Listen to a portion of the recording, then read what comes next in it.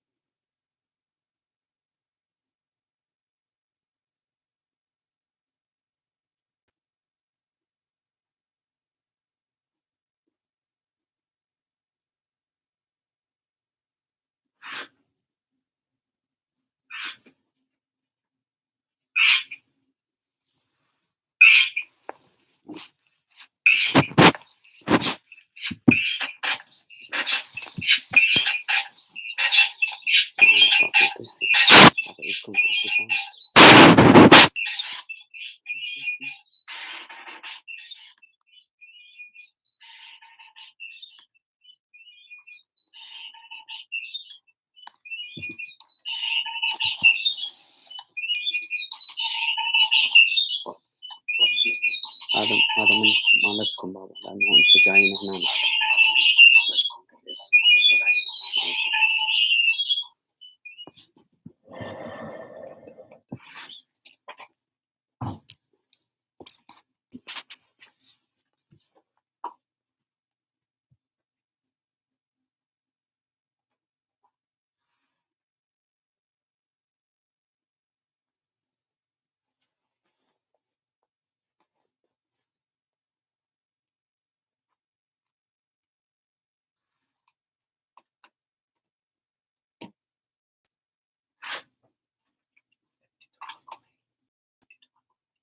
باي بابا.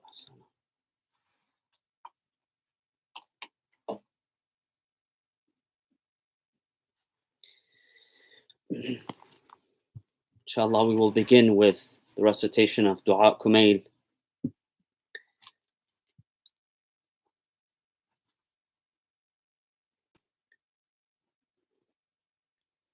أعوذ بالله من الشيطان الرجيم. بسم الله الرحمن الرحيم. اللهم صل على محمد وآل محمد.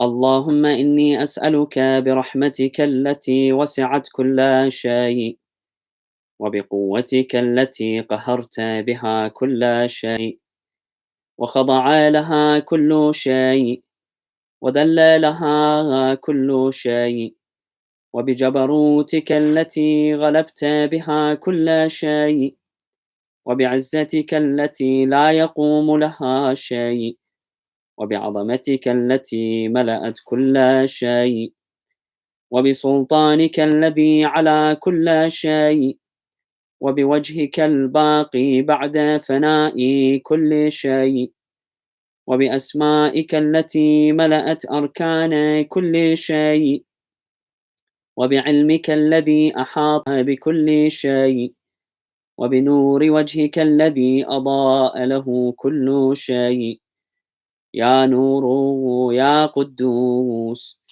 يا أول الأولين ويا آخر الآخرين.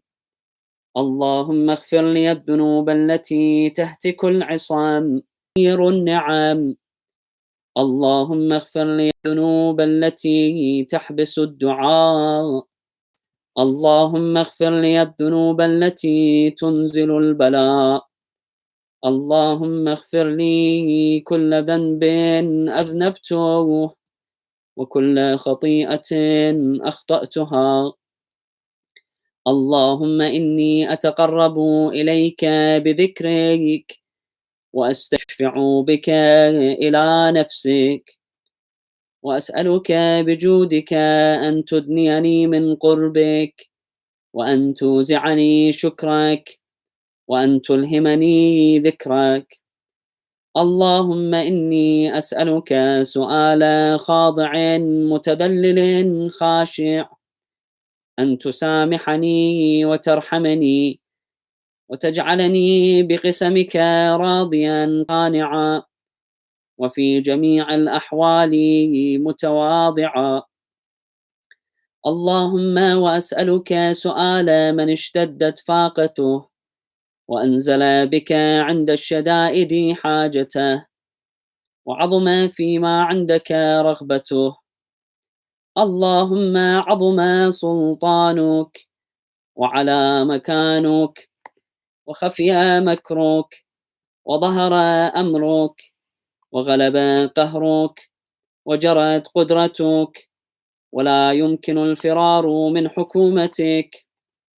اللهم لا أجد لذنوبي غافرا، ولا لقبائحي ساترا، ولا لشيء من عملي القبيح بالحسن مبدلا غيرك. لا إله إلا أنت سبحانك وبحمدك. ظلمت نفسي وتجرأت بجهلي، وسكنت إلى قديم ذكرك لي ومنك علي. اللهم مولاي كم من قبيح سترته، وكم من ثناء جميل لست أهلا له نشره. اللهم عظم بلائي وأفرط بي سوء لي، وقصرت بي أعمالي وقعدت بي أغلالي، وحبسني عن نفعي بعد آمالي، وخدعتني الدنيا بغرورها ونفسي بخيانتها ومطالي يا سيدي. فأسألك بعزتك أن لا يحجب عنك دعائي سوء عملي وفعالي، ولا تفضحني بخفي ما اطلعت عليه من سري، ولا تعاجلني بالعقوبة على ما عملته في خلواتي من سوء فعلي وإساءتي ودوام تفريطي وجهالتي وكثرة شهواتي وغفلتي.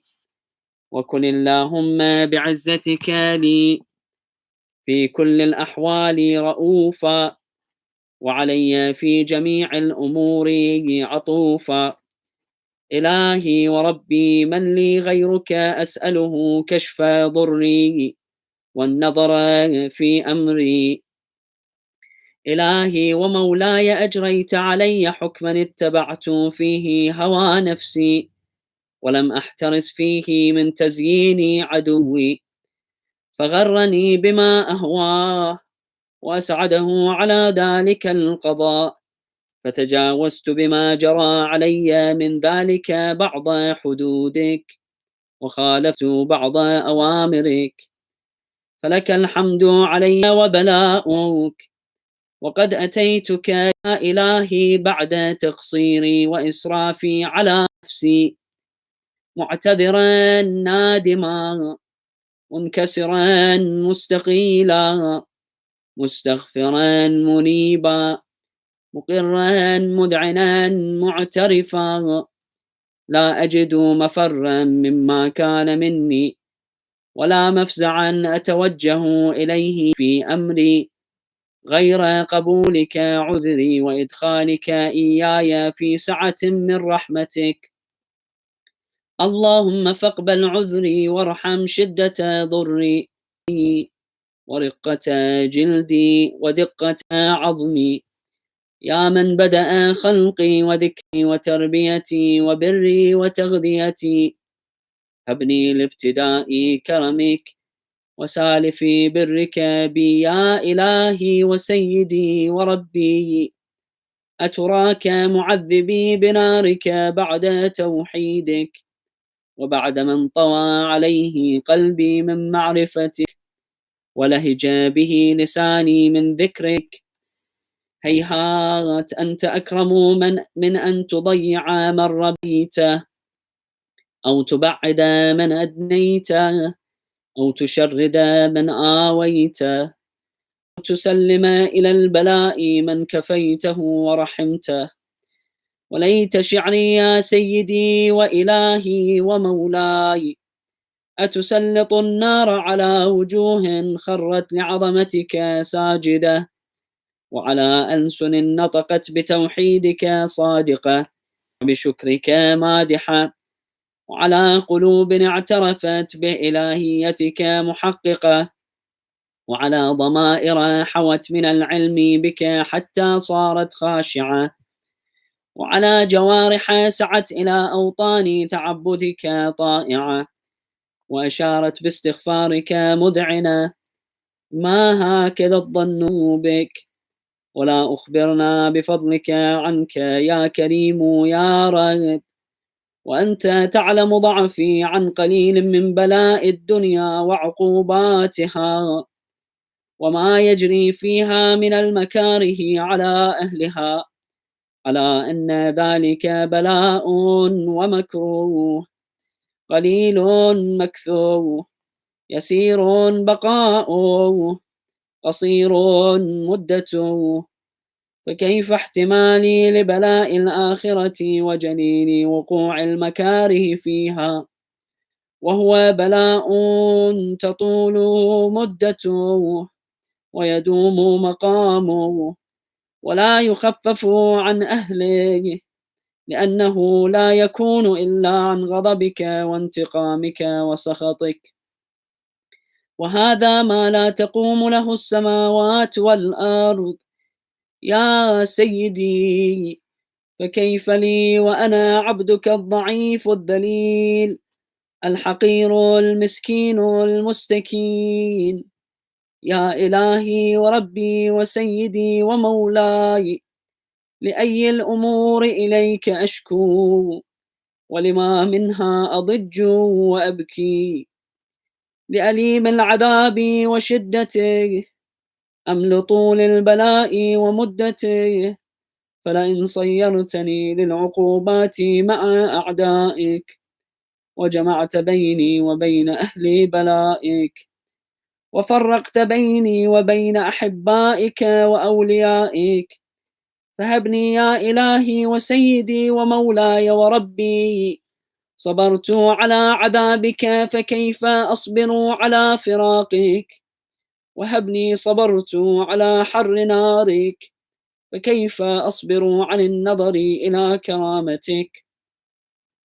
أم كيف أسكن في النار ورجائي عفوك، فبعزتك يا سيدي ومولاي أقسم صادقا لئن تركتني ناطقا لأضجن إليك بين أهلها ضجيج الآمنين، ولأصرخن إليك صراخ المستصرخين، ولأبكين عليك مؤمنين. يا غاية آمال العارفين، يا غياث المستغيثين، يا حبيب قلوب الصادقين، ويا إله العالمين. أفتراك سبحانك يا إلهي وبحمدك تسمع فيها صوت عبد مسلم سجن فيها بمخالفته، وذاق عذابها بمعصيته، وحبس بين أطباقها بجرمه وجريرته، وهو يضج إليك ضجيج مؤمل لرحمتك، ويناديك بلسان أهل توحيدك، ويتوسل إليك بربوبيتك. يا مولاي، كيف يبقى في العذاب وهو يرجو ما سلف من حلمك؟ أم كيف تؤلمه النار وهو يأمل فضلك ورحمتك؟ أم كيف يحرقه لهيبها وأنت تسمع صوته وترى مكانه؟ أم كيف يشتمل عليه زفيرها وأنت تعلم ضعفه؟ أم كيف يتغلغل بين أطباقها وأنت تعلم صدقه؟ أم كيف تنهى فتتركه فيها؟ هيهات، ما ذلك الظن بك، ولا المعروف من فضلك، ولا المشبه حديك، وقضيت به من إخلاد معانديك، لجعلت النار كلها بردا وسلاما، وما كان لأحد فيها مقرا ولا مقاما، لكنك تقد أسماؤك أقسمت أن تملأها من الكافرين من الجنة والناس أجمعين، وأن تخلد فيها المعاندين. وأنت جل ثناؤك قلت مبتدئا، وتطولت بالإنعام متكرما، أفمن كان مؤمنا كمن كان فاسقا لا يستوون. إلهي وسيدي، فأسألك بالقدرة التي قدرتها، وبالقضية التي حتمتها وحكمتها وغلبت من عليه أجريتها، هذه الليلة وفي هذه الساعة كل جرم أجرمته كتمته أو أعلنته، أخفيته أو أظهرته، وكل سيئة أمرت بإثباتها الكرام الكاتبين الذين وكلتهم بحفظ ما يكون مني، وجعلتهم شهودا مع جوارحي، وكنت أنت الرقيب علي من ورائهم، والشاهد لما خفي عنهم، وبرحمتك أخفيته، وبفضلك سترته، وأن حظي من كل خير أنزلته، أو إحسان فضلته، أو بر نشرته، أو رزق بسطته، أو ذنب تغفره، أو خطأ تستره، يا ربي يا ربي يا رب، يا إلهي ومولاي ومالك رقي، يا من بيده ناصيتي، يا عليما بضري ومسكنتي، يا خبيرا بفقري وفاقتي، يا ربي يا ربي يا رب، أسألك بك موصولا، وأعمالي عندك مقبولة، حتى تكون أعمالي وأورادي كلها وردا واحدا، وحالي في خدمتك سرمدا. يا سيدي، يا من عليه معولي، يا من إليه شكوت أحوالي، يا ربي يا ربي يا رب، قوي على خدمتك جوارحي، واشدد على العزيمة جوانحي، وهب لي الجد في خدمتك، حتى أسرح إليك في ميادين السابقين، وأسرع إليك في البارزين، وأشتاق إلى قربك في المشتاقين، وأدنو منك دنو المخلصين، وأخافك مخافة الموقنين، وأجتمع في جوارك مع المؤمنين.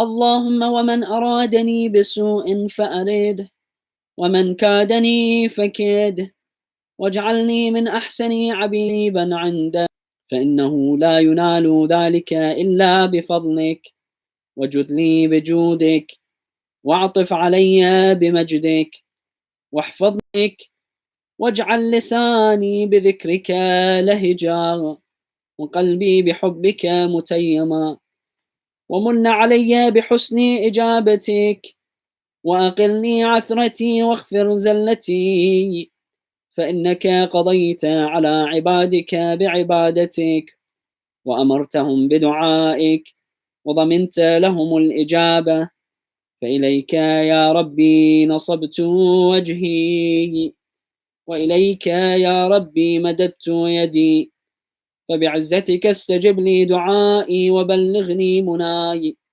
ولا تقطع من فضلك رجائي، واكفني شر الجن والإنس من أعدائي، يا سريع الرضا، اغفر لمن لا يملك إلا دواء وذكره شفاء وطاعته غنى ارحم من رأس ماله الرجاء وسلاحه البكاء يا سابغ النعم يا دافع النقم يا نور يعلم صل على محمد وآل محمد وافعل بي من آله وسلم تسليما كثيرا.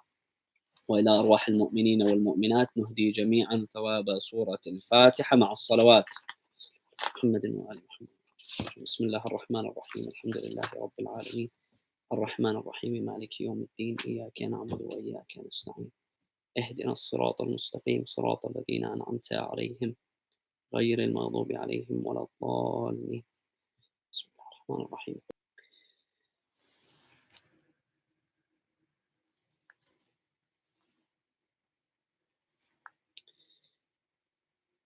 أعوذ بالله من الشيطان الرجيم. Universe, may God's peace and blessings be upon all of His prophets and messengers, including His final and beloved Messenger Muhammad. May God's peace and blessings be with you all, dear friends. 15th of the Islamic month of Sha'ban, or 869 of the Common Era, that on that day in the city of Samarra in Iraq, this day is the day in which the 12th and final Imam Al-Hujjah Muhammad ibn al-Hasan al-Mahdi Ajjalallahu ta'ala farajahu al-Sharif was born. And in the history of Islam, the time when the Imam was born. Oftentimes when we read about the early history of Islam, we find that many historians have referred to that general era, that broad era of the early history of Islam, the time in which the Imam, the 12th Imam, was born. That is the period between the 2nd and 7th, or the 8th age of Islam. And they have done so in reference to the many developments, the many cultural, intellectual, scientific, philosophical, and social developments that took place during this period. And this occurred especially under Abbasid rule. The Abbasids came into power in the middle of the 2nd Islamic century, or the 8th century of the Common Era. And soon thereafter began this movement. And thus it is true that in large part there were major developments that occurred, major intellectual developments in places like Baghdad, which was founded in the middle of the 8th century by a center for intellectual activity, for economic activity, for scientific developments, for cultural developments. And so it is true that there were many developments in this early period of Islam. Yet this reading, that which looks upon the early history of Islam as this golden age of Islam, it largely overlooks or neglects the severely repressive political system of the time. That is, the severely repressive political climate that in many ways touched various segments of society. Hardly were there any groups or individuals who were not affected in some way by the general political climate of the time, especially under the Abbasids. We find that early on in the Abbasid era, we find that there was a major controversy which took place, that which is known as the Mihna, the Inquisition, that was related to this doctrine of whether or not the Quran was created. We know that Al-Ma'mun, he instigated this Inquisition, and that he held accountable, especially major scholars, in whether they believed that the Quran was created or not. The Mu'tazila, which were an early theological group within Islam, they had put forth this doctrine that the Quran was created. And so Al-Ma'mun adopted this theological doctrine from the Mu'tazila, and he imposed it on society. And for 15 years, an inquisition took place where those, and history tells us that some famous figures, among them figures like Ahmad ibn Hanbal, who would be the other figures, and this continued for 15 years until the time of the Abbasid Caliph al-Mutawakkil, where he continued, but it continued in the exact opposite direction.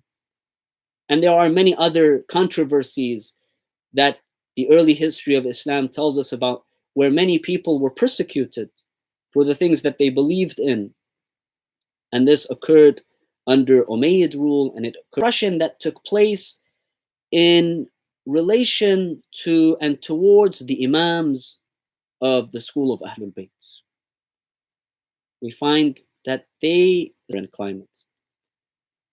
When we look at that history, that time in the early 3rd Islamic century or 9th century of the Common Era, we find that to Samarra, which was a garrison town north of Baghdad, were residents, and these imams, they were summoned and they were placed basically under house arrest, under close watch. We find that the situation was very dire towards the imams, not to mention the imams, the earlier imams, their forefathers, and all of the persecutions and the Umayyads. And this despite finding that they had, but despite this, we find that the Abbasid caliphs, they instituted a reign of persecution against the imams of Ahlul Bayt and against their followers. And there is much evidence that as time progressed, progressively worse for later imams. There is much evidence that tells us that all of the imams, they were persecuted in a way in which they were either killed by the sword or that they were poisoned. Many of them were imprisoned. They were placed under house arrest. And this continued all the way toward the later that the 12th Imam was born. When we study history, the early history of Islam, especially the period of the Imams, we find that the situation was getting progressively worse. That the distance between the Imams and their followers was increasing. Some traditions, they tell us that the situation was so bad during the time of the 10th and the 11th Imams that the Imams themselves, they encouraged their followers, their Shia, the followers of the Ahlul Bayt, they encouraged them to maintain a distance from their Imams. We're told that the 11th Imam, and Imam al-Askari, alayhi salam, that he would often encourage his followers, tell them that I say this because I fear for your safety. Because the Imams were being watched. There was a lot of, large part, brothers and sisters, this idea of the ghaiba, or the occultation of the 12th Imam. There are many misconceptions, there are many questions that many people have about the 12th Imam and issues surrounding the 12th, regarding the ghaiba of the 12th Imam. But if we look at the historical situation, we find that it was, and thus, watch. They were under house arrest. They were being watched and monitored from all directions. Occultation and disappearance of the last and 12th Imam.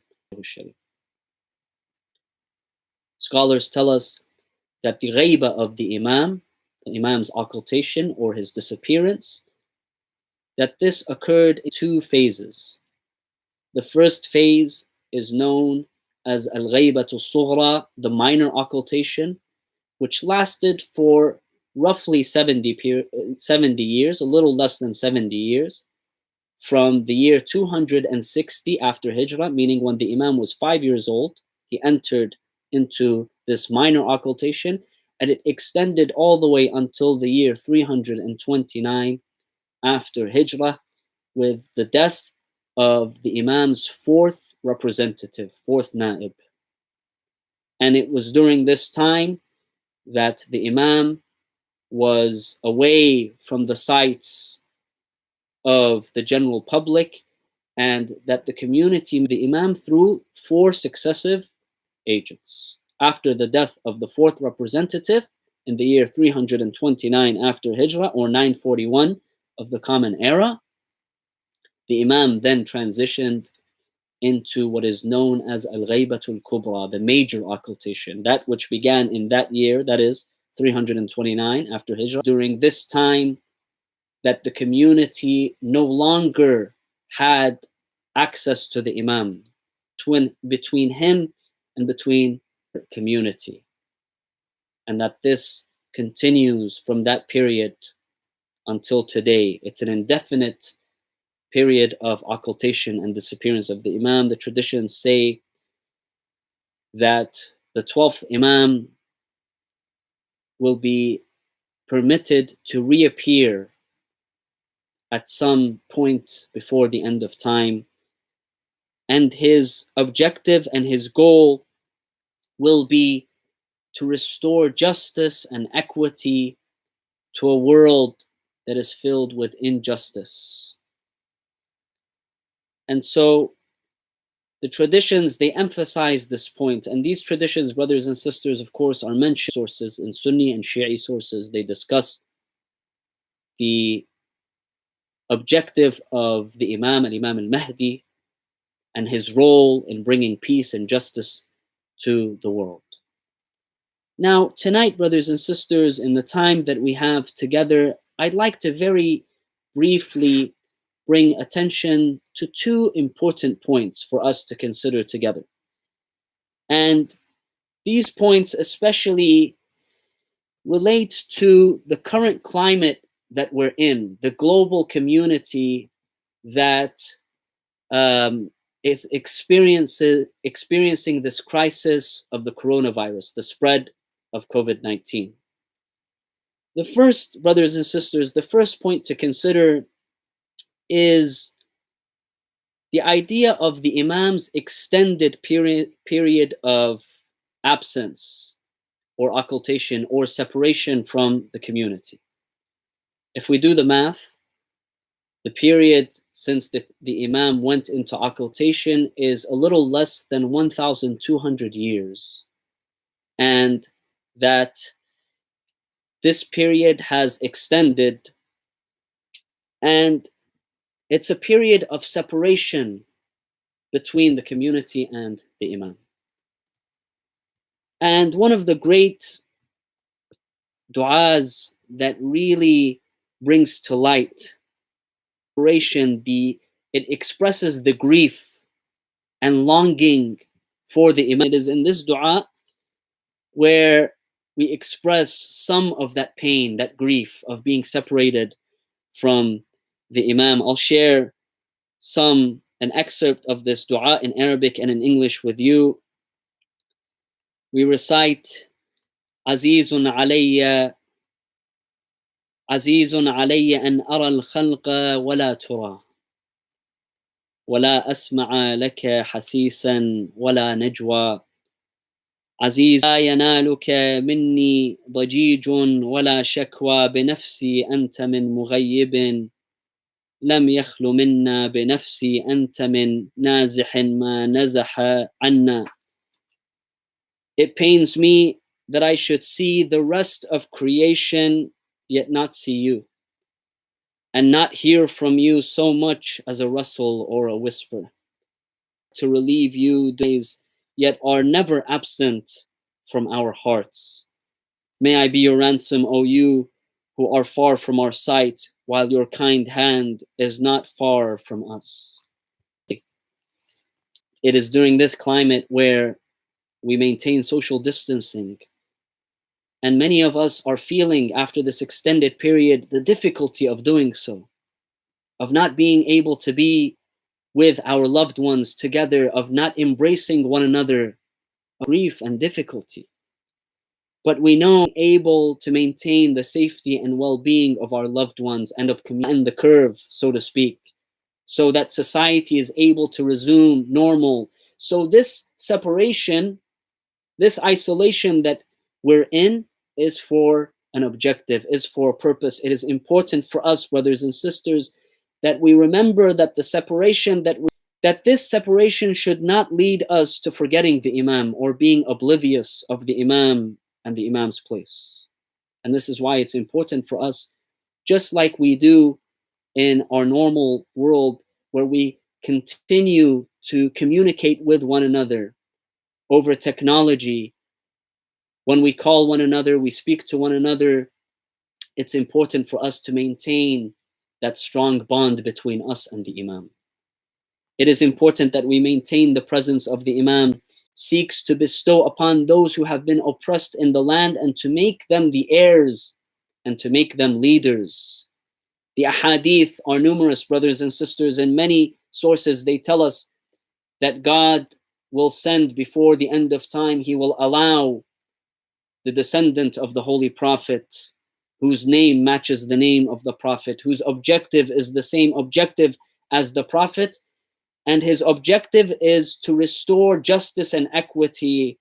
يَمْلَأُ الْأَرْضَ قِسْطًا وَعَدْلًا بَعْدَمَا مُلِئَتْ ظُلْمًا وَجَوْرًا. And this is the objective of the Imam, to restore equity to the world, to restore justice to the world. What this crisis that we are encountering today, the global oppression, it has revealed to us how we as human beings have, over the past several decades, progressively destroyed our environment. Many of you may have read in the news about how in some areas of the world, here in Los Angeles, for instance, we are told that now, with people not commuting, with people not going out, that the environment is cleaner than it has been in over 20 years, that the level of pollution has gone down, that the whole environment is clean. In many other parts of the world, this is something that we're experiencing. In the workplace, we are now realizing how essential they are, of a kinder, more equitable, and more just world. We have seen people, those who are on the front, we have seen the kindness and generosity of people reaching out to one another during these times. And so this also reveals to us the possibility, sisters, is what is out the birth of the 12th Imam.